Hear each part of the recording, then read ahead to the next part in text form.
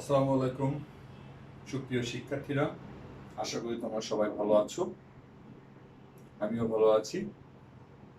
আজকে তোমাদের সঙ্গে অনলাইন ক্লাসে আছি আমি, মোহাম্মদ মঈনুল ইসলাম, সহকারী শিক্ষক, police line school and college, Bogura. আজকে আছি আমি তোমাদের সঙ্গে ক্লাস 7-এর ইংরেজি ফার্স্ট পেপার নিয়ে আসছি, ইউনিট 5 থেকে লেসন 5 টু ওমেন। এই লেসনটার নাম ছিল টু ওমেন, আর এই ইউনিটটার নাম ছিল great women to remember. Great women to remember unit 5, lesson 5 হচ্ছে টু ওমেন।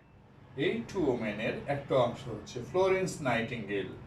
আমরা আজকে এই অধ্যায়ের এই চ্যাপ্টারটি নিয়ে আলোচনা করব, এই অধ্যায়টি নিয়ে আলোচনা করব। তোমাদের আমি কিছু ছবি দেখাই।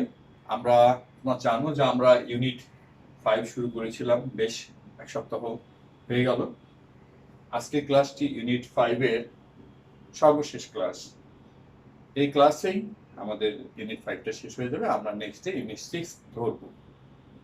আশা করি তোমরা এতদিন আমার সঙ্গে পূর্বের ক্লাসগুলোতে ছিলে। যারা পূর্বের ক্লাসগুলো করতে পারোনি তারা অবশ্যই দেখে নেবে।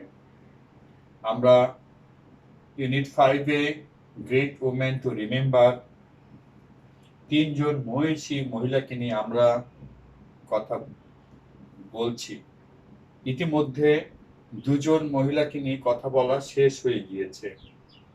1 নাম্বার বেগম রোকেয়াকে নিয়ে আমাদের আলোচনা হয়ে গিয়েছে, আমাদের লেসনগুলো শেষ হয়ে গিয়েছে। নাম্বার 2 হেলেন কেলার, তাকে নিয়েও আমাদের আলোচনা ইতিপূর্বে আমরা সমাপ্ত করেছি আগের ক্লাসগুলোতে। আজকে আমরা শেষ করব সর্বশেষ মহিষী নারী। চিনো ওনাকে? চিনতে পারলে খুবই ভালো, তা না হলে তোমাদের টেক্সট বুক আছে, সেখান থেকে বের করতে পারো, ছবি বের করতে পারো। এই মহিলার ছবি আমি আবার একটু বড় করে এখানে দেখাচ্ছি, তোমরা খেয়াল করো। 3 জন মহিলার মধ্যে উনি তৃতীয় জন, ওনার ক্লাস আজকে। নামটি কি পেয়েছো? উনি কে? আমার মনে হয় চেষ্টা করলে তোমরা পেয়ে যাবে। উনি হচ্ছেন ফ্লোরেন্স নাইটিঙ্গেল। ওনার নাম হচ্ছে ফ্লোরেন্স নাইটিঙ্গেল। ফ্লোরেন্স নাইটিঙ্গেল সম্বন্ধে আজকে আমরা জানবো। সরি, আমরা আমাদের টেক্সট বুকটা হাতে নিব, 7ম শ্রেণীর ইংরেজি ফার্স্ট পেপার। আমাদের টেক্সট বুকে আমরা পৃষ্ঠা বের করব হচ্ছে, পৃষ্ঠা বের করব, এটা হচ্ছে পৃষ্ঠা 52 পৃষ্ঠা বের করব। সবাই 52 পৃষ্ঠা বের করো। ফ্লোরেন্স নাইটিঙ্গেল সম্বন্ধে এখানে কিছু ইনফরমেশন দেওয়া আছে পৃষ্ঠা 52-তে। এই ইনফরমেশনগুলো আসলে আমরা পড়ব, মানে জানবো, এবং এই ইনফরমেশনগুলো থেকে আমরা একটি কম্পোজিশন লিখবো। কার সম্বন্ধে? ফ্লোরেন্স নাইটিঙ্গেল সম্বন্ধে। তার আগে কি জানা দরকার হবে যে ফ্লোরেন্স নাইটিঙ্গেল কে? আমরা পড়ার পর বিষয়টি নিয়ে আলোচনা করি। ফ্লোরেন্স নাইটিঙ্গেল কে, তিনি কেন মহিষী, এই বিষয়গুলো আমরা জেনে যাব একটু পরে। তো আমরা তার সম্বন্ধে তথ্যগুলো একটু খেয়াল করি, তোমরা দেখো।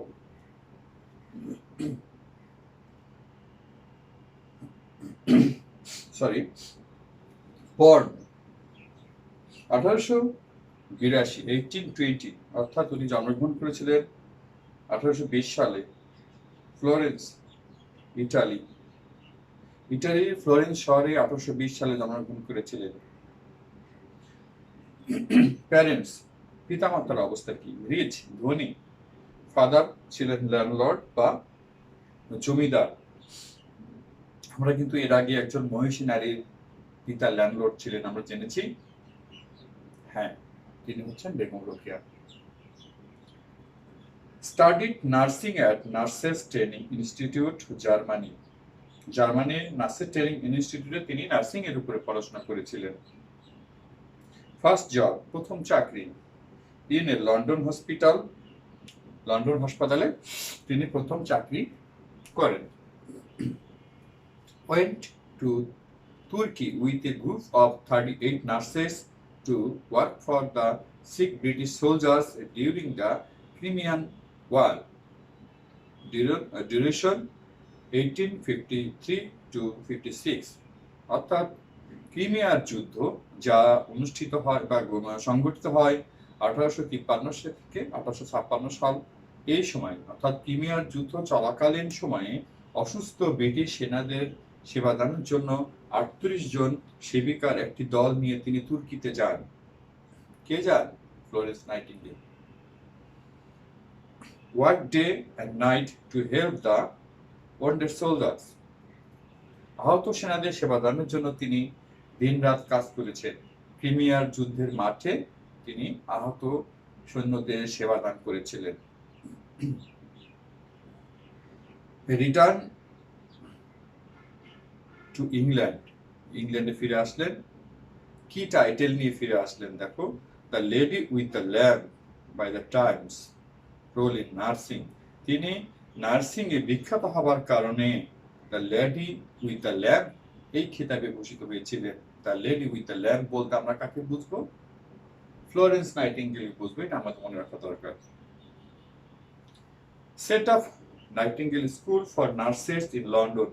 লন্ডনে নার্সেসদের জন্য একটি নাইটিঙ্গেল স্কুল স্থাপন করেন।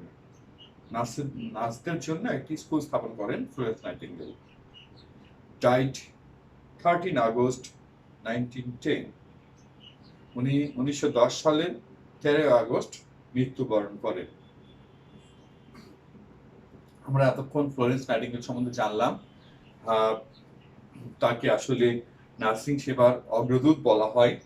এছাড়াও তিনি একজন লেখক, পরিসংখ্যানবিদ হিসেবেও তার যথেষ্ট সুখ্যাতি রয়েছে। তার বাবা উইলিয়াম এডওয়ার্ড নাইটিঙ্গেল এবং মা ফ্রান্সিস নাইটিঙ্গেল এর অভিজাত পরিবারে তিনি জন্মগ্রহণ করেন। অর্থাৎ তিনি বেশ অভিজাত ঘরের সন্তান হওয়া সত্ত্বেও তিনি কিন্তু নার্সিং পেশাটিকে তিনি গ্রহণ করে নিয়েছিলেন, যা আমাদের দেশে সচরাচর চোখে পড়ে না। তিনি তার অভিজাত জীবনযাপন, আরাম আয়েশ ত্যাগ করে তিনি মানুষের সেবা নিজেকে উৎসর্গ করেছিলেন। তিনি নার্সিং পেশাকে শুধুমাত্র পেশা হিসেবে দেখেননি, তিনি নার্সিং সেবাকে বলেছেন এটি সেবা, পেশা হিসেবে তিনি দেখেননি। তিনি বিভিন্ন সময় বিভিন্ন ধরনের পুরস্কার লাভ করে থাকেন। তার মধ্যে রয়েছে 1883 সালে রানী ভিক্টোরিয়া তাকে রয়্যাল রেড ক্রস পদক প্রদান করেন। 1883 সালে রয়্যাল রেড ক্রস পদক পেয়েছিলেন। আচ্ছা, প্রথম নারী হিসেবে অর্ডার অফ মেরিট খেতাব লাভ করেন 1907 সালে। 1908 সালে লন্ডন নগরীর অনারারি ফ্রিডম উপাধি লাভ করেন। অনারারি ফ্রিডম উপাধি লাভ করেন। তার জন্মদিন বা জন্ম তারিখ হচ্ছে 12 মে। এই দিনটিকে ইন্টারন্যাশনাল নার্সেস ডে হিসেবে পালন করা হয়, যার মাধ্যমে তাকে এবং সকল নারীকে সম্মান জানানো হয় তাদের এই পেশার জন্য। অর্থাৎ 12 মে ইন্টারন্যাশনাল নার্সেস ডে পালন করা হয় সকল নার্সদের প্রতি সম্মান জানানোর জন্য। আমরা মোটামুটি ফ্লোরেন্স নাইটিঙ্গেল সম্বন্ধে বেশ কিছু তথ্য জানলাম। আমরা এবার একটি কম্পোজিশন তৈরির চেষ্টা করব।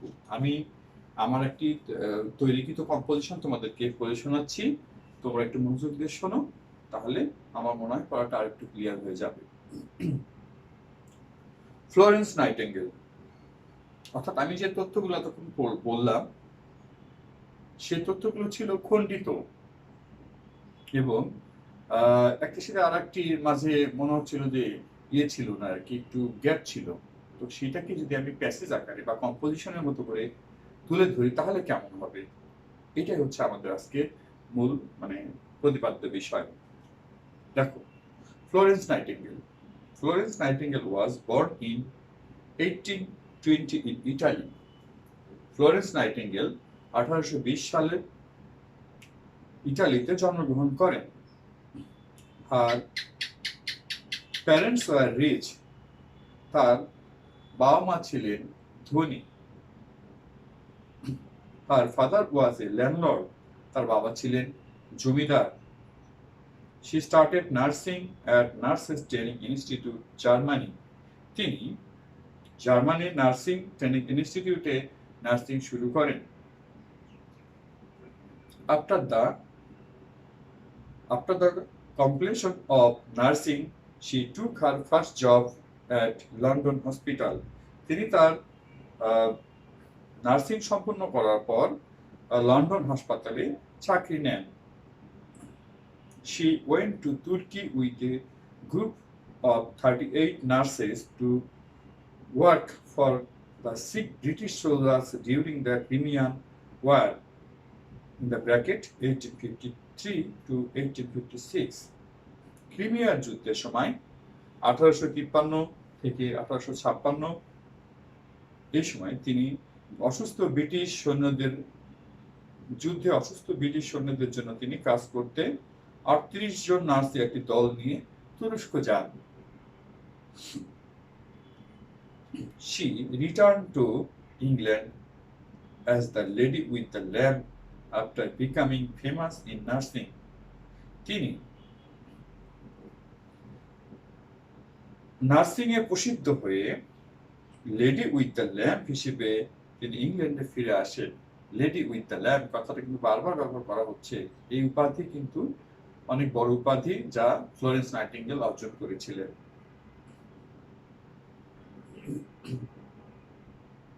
She set up Nightingale School for Nurses in London. তিনি লন্ডনে নার্সিং এর উপরে নাইটিঙ্গেল স্কুল স্থাপন করেন। Florence Nightingale died on 13 August in 1910. Florence nightingale 1910 সালের 13 আগস্ট মারা যান। তাহলে আমরা এতক্ষণ ধরে ফ্লোরেন্স নাইটিঙ্গেলের জীবনী পড়ছিলাম, তার সম্বন্ধে তথ্য জানছিলাম এবং তা বিশ্লেষণ করছিলাম। আমরা ইউনিট 5 এর গত কয়েকটি ক্লাস থেকে যা দেখেছি, বেগম রোকেয়া তিনি অনেক সংগ্রাম করে নারীদের অধিকার, নারীদের জন্য তিনি স্বাধীনতা এবং সমাজ সেবার জন্য নিজেদেরকে উৎসর্গ করেছেন। তার পারিবারিক অবস্থা অনেক ভালো ছিল, এটা আমরা জেনেছি। তার পরবর্তীতে আমরা হেলেন কেলার ওনার বিষয়টা সম্পূর্ণ আলাদা, এটা আমরা জেনেছি। যদি ক্লাসটা করে থাকি তাহলে আমরা বুঝতে পারবো যে এনার বিষয়টা সম্পূর্ণ আলাদা, কারণ ওনার যথেষ্ট শারীরিক সীমাবদ্ধতা ছিল। শারীরিকভাবে তিনি প্রতিবন্ধী ছিলেন, তিনি দেখতে পেতেন না, তিনি মুখে বলতে পারতেন না, তিনি কানে শুনতে পেতেন না।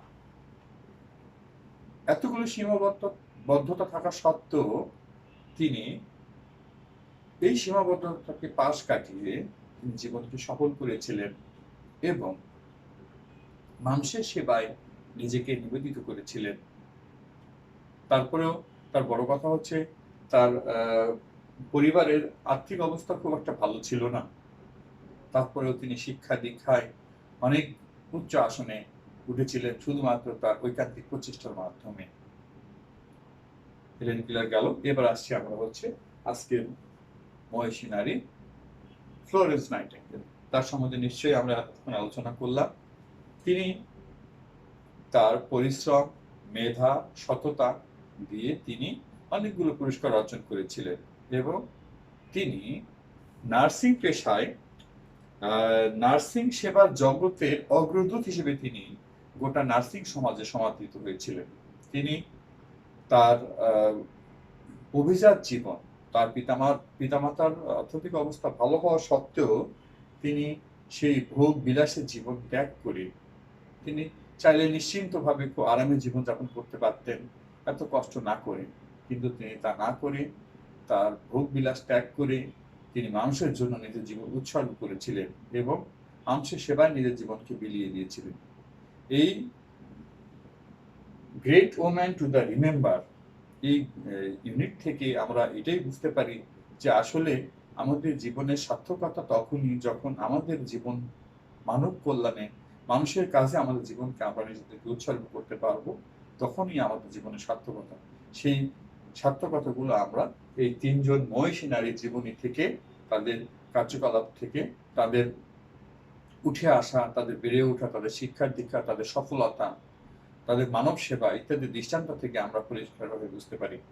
আশা করি তোমরা আমার কথাগুলো মনোযোগ দিয়ে শুনেছ, এবং আমরা শুধু এই পড়াটিকে, আজকের এই পাঠটিকে, ইউনিট 5 কে শুধুমাত্র আমরা পড়ার জন্য পড়া নয়, নাম্বার পাওয়ার জন্য পড়া নয়, ক্লাস 7 এর জন্য পড়া নয়, এটা যদি আমাদের জীবনের পড়া, জীবনের শিক্ষা আমরা যদি এখান থেকে কিছু লাভ করে থাকি এই ক্লাস থেকে, তাহলে অবশ্যই আমাদের ক্লাসটা সফল হবে, এবং আমরা মানুষ হিসেবেও তাদের মতো মহান বা মহিষী মানুষ হিসেবে আমাদের নিজেদেরকে গড়ে তুলতে পারবো। আজকের মতো আমাদের ইউনিট 5 শেষ, আজকের মতো আমাদের ক্লাস শেষ। আমরা সামনের দিন ইউনিট 6 শুরু করব। আশা করি তোমরা সেই ক্লাসগুলোতে অ্যাটেন্ড করবে। তো আজকে আর কথা না বাড়িয়ে তোমাদের কাছ থেকে বিদায় নিচ্ছি। তোমরা ভালো থাকবে, সুস্থ থাকবে, ঘরে থাকবে এবং স্বাস্থ্যবিধি মেনে চলবে। সবার জন্য শুভকামনা রইল। আসসালামু আলাইকুম।